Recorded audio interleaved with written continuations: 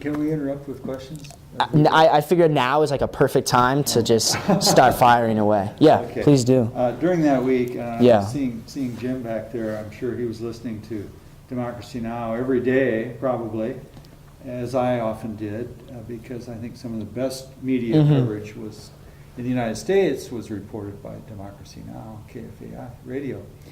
And Amy Goodman, the journalist, spent a lot of time talking to indigenous people from different parts of the world, and I wonder if you had any experience with any of those groups that were there.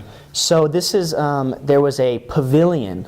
So the way the civil society space was structured, where there were quite a booths and pavilions where different organizations were kind of posted up and were doing different presentations, discussion groups and whatnot. And there was a pavilion dedicated to the voices of indigenous people. And I went and I spoke with some of them at this time, and a lot of what was being talked about, and I think was it reminded me much of the Pope's encyclical too. This rhetoric of caring for creation was what being spoken of at these moments. And I think it's one thing that was definitely told as far as whose voices are being heard is that they felt like, again, that their voice were not being heard enough. So that was definitely taking place. But I mean, to see that pavilion and see these discussions taking place, and actually when I mentioned seeing President Hollande walk through that space, he stopped at that pavilion and he spoke with people. And again, it's one of these interesting things where as a civil society delegate, I'm kind of on the outside looking in many times, and you see these interactions, and it's hard to determine, is that a public stunt? Is that merely to show that you're talking, or is that a genuine interaction? But I remember I interviewed one woman who was actually from the Midwest, who was representing. Now I'm forgetting the tribe specifically, but who was just speaking about creation, just speaking about the world in a way that I would hope to see more people speak about the world, and that caring for creation, that moralization of the climate change movement. That is what I think has a unifying effect, is when people kind of move away from the abstractions of the economic, of the environment specifically, and bring it down onto more of a human level. That was what was being discussed, but I don't know if I could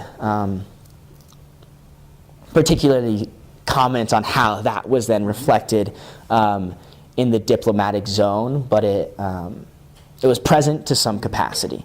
And again, a lot of my friends make fun of me for this. Actually, I like to think of myself as an optimist. I'm always trying to find the hopeful piece in that. And so yeah, that was for myself, that interaction was meaningful to me. And so in that respect, I was happy to see their presence, but I think it is important that this was my first conference, and it's very likely that these same individuals have been at the past 20 conferences as well. And so to start to understand, how is that presence actually impacting the conferences, and is that changing over time? It's hard to tell. Do you happen to know what's being done for these small island nations that are being inundated? Yeah, so one piece that came out of the conference too was this Climate Action Fund. So this is a really sticky subject for the negotiators, but this notion of loss and damages is what it's called. And loss and damages is a clause and a piece of the agreement that is kind of, how do I describe, not remittances, it's a structure in which developed countries that have kind of reaped the benefits of industrialization and are very wealthy for that, and are likely some of the biggest emitters and thus the biggest contributors to impacts that will adversely affect small island nations. did commit in some respects to having a piece on loss and damages in the agreement, and that is, I think, commonly referred to this Climate Action Fund. And the Climate Action Fund would do just that. It would be a huge pot of money that I think would then be an opportunity for those most severely impacted by climate events to kind of tap into that and respond to those cases. But I'm trying to remember the specific outcome. It was not as good as it could have been. I remember that specifically was, there was a lot of conflict in that. And I think that that's continually the case, that those small island states, those most impacted, are essentially asking for those who presumably are causing that impact to pay for that. And I think the Climate Action Fund was a step in the right direction to have that in place, but by no means solves that kind of heterogeneity in the impacts and who's impacted across the world. But I remember, too, one of the things that was happening in Paris was the presence of billionaires were there. Bill Gates was there. Other billionaires from around the world were there. I think also trying to determine, how do we structure this into a economic opportunity, and also pool our resources to respond to those impacts. But again, that rhetoric shift of how do we structure this into an economic opportunity to spur investment in renewable energy, in clean energy, a way in which people can say, okay, climate change, and this is kind of a fun play on words, or like the way of framing it, but climate change is not necessarily about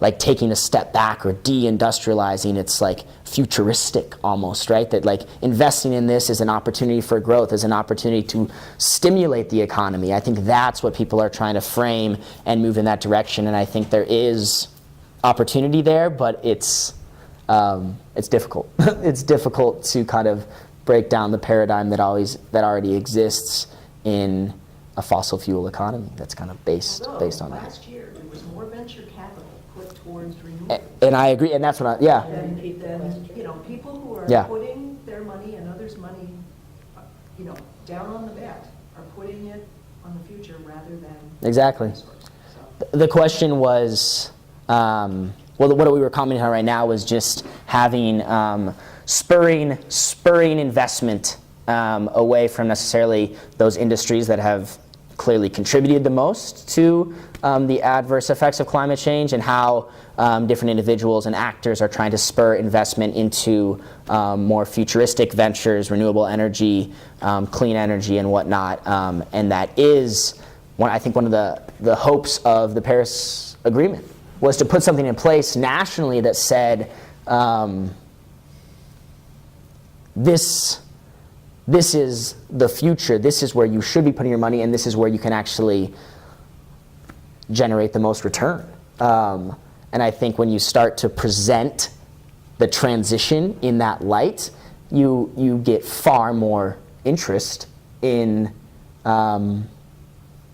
people adopting that, as opposed to saying, be less of who you already are and like step back and go back to primitive times. Quite frankly, people don't like that. And that doesn't resonate with people. It's just the reality of the question. It's just the reality of the situation. So yeah, no, that was taking place. The spirituality in with ecology, because I think it has to be part of your spirituality. It's not just recycling and so forth. And you really brought that out loud and clear. What I've heard is that the worst offenders are Western, like the everyday people like us, who think we do not have to change our lifestyle, but the rest of the world has to do it. But that's where the stopping point is that's holding a lot of things up. I mean, I think that definitely is the case. I mean, if you look at numbers across more developed nations, and like energy consumption, water consumption, all these different things that like can trace back into impacts it's absolutely the case that people in the Western world, people in Europe, and then even, it's not maybe not on a per capita level, but parts of the world like China and India that are industrializing at an incredibly rapid pace are emitting more and more. And so perhaps, this is, I guess, where it gets down to like more of a personal question of like what can you do as an individual? And I wouldn't say that I'm an expert in that by all means. That wasn't, I guess, I was thinking about that, like, am I going to come in here and be like, everyone should do this and this and this? That's not kind of the way I approach this discussion, and I think that there's always work on an individual level. But it's interesting to me that you mentioned that because, again, it's so much of, let's not change how we're already living. Let's change, like, how we generate our electricity so we can live the same. And that kind of, like, juxtaposition is really fascinating, to say that like there's this really staunch effort to say like we will not go backwards, and to somehow to live a more simplistic life, to live with less is somehow to live a lesser life. And I think that that impacts a lot of people, and that is hopefully something that can be changed, potentially through dialogue, but I live a blessed life in the United States, and it's hard to get around that. So I think there is, how do you develop that sense of empathy, right? So even here, right? So there's a drought in California right now. We don't feel the effects of it. Like the way we use water as opposed to the way Californians use water right now, and that's in our own country. When the impacts are further enough away, or they feel far enough away, it's very difficult for people to change their actions. So how do you kind of raise that awareness? And this is me just kind of reflecting on the way I view the whole process, but I think perhaps cultivating that sense of empathy and understanding of that there are other people being impacted in the world, and that is significant, and that the impacts will be universal eventually, to kind of catalyze change would be important. I see 2 hands as we go, or maybe 3. Go for it, please. As we all know, in this country there are very loud voices who Yeah. either deny that climate change is happening, Yep. or who say, sure, it's happening, but humans have nothing to do with it. We hear a lot of that, and especially in our Congress. Yep. A lot of people voice that opinion. I'm wondering if there's any of that at the conference. At the conference. That's a good question, and that was an interesting point for me. I wasn't one of the other students in the class was like actively looking for that, and that was not there. And I don't know exactly how to take that, the fact that wasn't there, but I thought it was interesting that there were very, very few people. I myself ran into no one that said, this is not a big deal. This whole conference is ridiculous. What are you doing here? This is crazy. That was not present at Paris. Yeah, they didn't go. So I think that was curious, and I don't know exactly how to take that. I think you could take it in a couple different ways, but I'm curious if it is a sense that there's less of that, or they feel as if there's like less of an argument there, which is my hope, because I personally don't see the argument there. It doesn't make sense to me. I don't think you can actually present a rational argument that says that is the case. But as far as in Paris, there was not a huge presence of kind of the quote-unquote climate deniers, was not there. Yes? Could you explain more about what your role was? Absolutely. Good, okay. So again, this was, we as delegates, it's funny because originally we had what was called research, like UN research like status as a college, which meant we would have passes to enter the diplomatic zone. But as delegates, it's not as if we were influencing policy. It's not as if we were actually saying, here, this is what McAllister believes, listen to us and go kind of push this policy. We were much more on an observation status as students. So 3 of our students and our professor, the UN cut back on how many people they let into the diplomatic zone. So originally all 11 of us would have been able to access the diplomatic zone. The UN curtailed that, and 3 students and 1 professor were able to enter the diplomatic zone and speak with different people. And I think it's, as far as what their roles were, again, it was focusing on these projects, just kind of learning and disseminating in a variety of ways. So one of the individuals that was in the diplomatic zone was the individual who focused on smaller scale political leaders, who wrote a couple articles on what the mayors were doing. One woman in our delegation was really interested in health. So essentially what she ended up writing on was the lack of health discussion. So she was in the diplomatic zone and she noticed that no one spoke about the health impacts of climate change. And that was like, yeah, I mean, for instance, you see increased warming. This is just like a kind of a causation.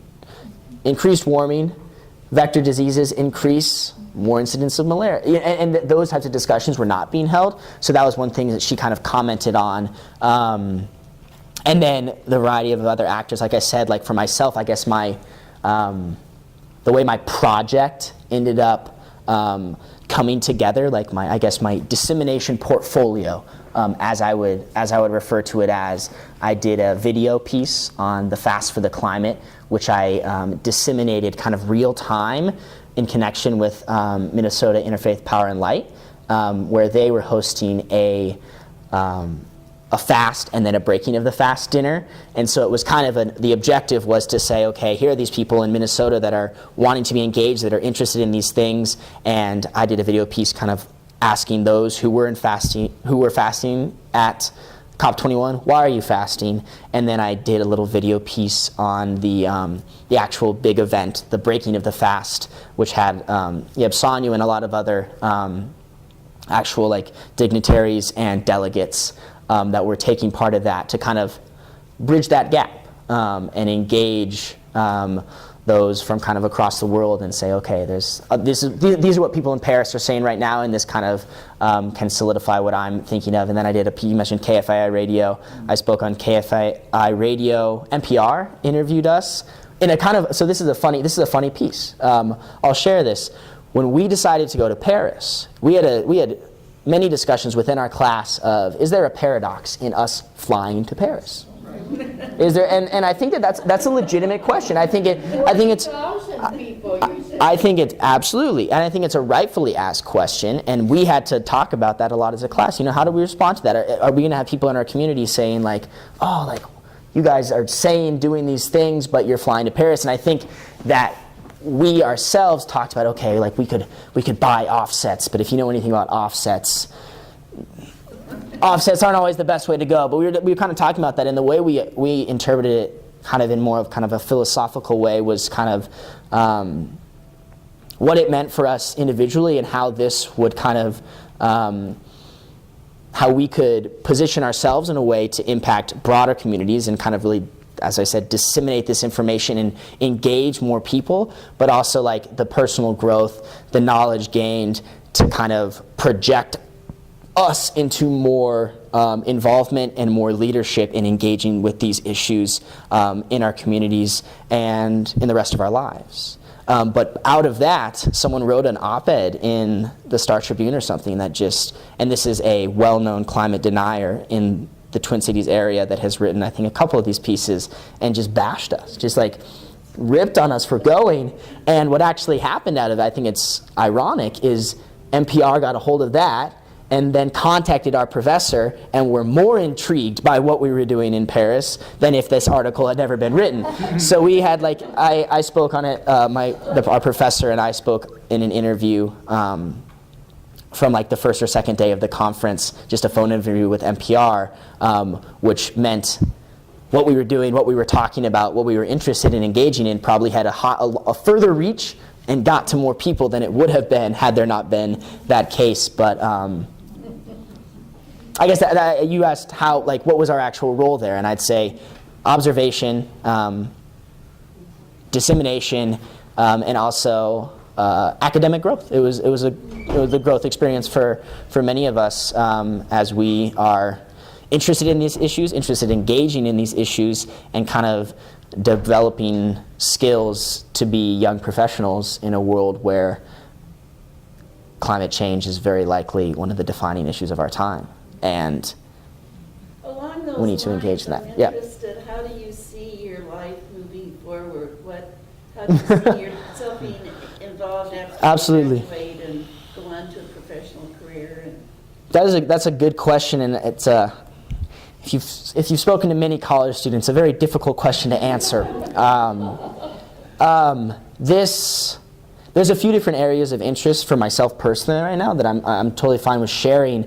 The climate change, sustainability, sustainable business, that has been one of my particular interests. And then kind of in a different boat, but to myself, ties into this, probably, to be quite honest, what I am most passionate about working on right now, which I'm currently working on, is humanitarianism and response to refugee populations. I've worked with the American Refugee Committee for the past year on a project specific in Rwanda that is seeking to reimagine the refugee camp experience. And I'll tie this back into climate change in a moment, but this project is like deeply human at its nature. What it seeks to do is not think of a refugee camp as 30,000 mouths to feed, which is a deficit-focused design or a deficit-focused mentality entering into this space, but look at this space as 30,000 human beings, 30,000 talents, and 30,000 opportunities. And with this approach, how might we reimagine this space as an incubator of human capabilities, a space of development, something to the likeness of a college campus anyway. And the idealistic approach to this is that one day, what if a host country would bid to have a refugee camp on their soil? And so like that type of like design methodology is what I am most passionate right now, just having worked on that project all last summer. I actually traveled to Rwanda and did work in the Mahama refugee camp, which is a recent refugee camp due to the current political crisis in Burundi, and actually just received a grant from McAllister a week ago to continue our work this summer. And one of the reasons I tie it into climate change is I balance the two in that one, I think with climate change, the amount of what's going to be called the climate-induced migration, or what the coin that's being termed as climate refugee, and I personally very much don't like to use the word refugee, but it's kind of very colloquial and what is most often used to describe these forced migrations. But with respect to climate change, yes, there's going to be actors that need to prevent climate change, and that's something that I work on in my personal life, but also the effects of climate-induced migration are already happening. And so that's like a really important issue for me that I feel like I want to work on, have worked on, and am really excited about continuing to do so. But in addition to that work right now, I'm going to be supporting that project from afar. Unfortunately, I won't be traveling to Rwanda as I have commitments at McAllister to do research with a professor on Copenhagen, actually, which is kind of the self-proclaimed sustainability capital of the world. And so we'll be traveling to Copenhagen for 2 weeks to do research there.